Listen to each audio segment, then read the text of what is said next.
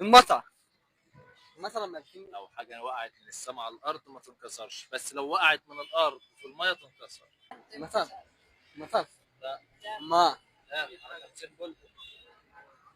تحسه يعني حاجة مدي تهيألي يا إما سكر لأنه بيقع على الأرض. ايه؟ استنى لسه. اه. التلج. ايه؟ التلج. الدل. التلج. الدل. والتلج. لا. صراحة. ايوه. المية. المطر.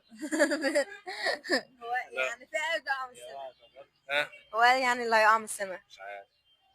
بس ما تنساش تصلي على النبي وتعمل لايك واشتراك. سيمبل.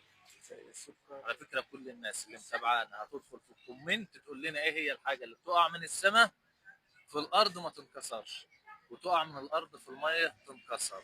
صعب. بس بحس بتبدأ بحرف ايه؟ بتبدأ بحرف ايه طيب؟ تعرفه؟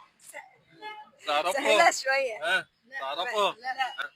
سكر تقريبا. السكر. لأنه بيقع على الأرض ما يتكسر، بس في المية بيتزوج. السكر. تقريبا. وانت؟ ما اعرفش. لا صعبة ممكن. طب انا مستني الكل يقول لي هي.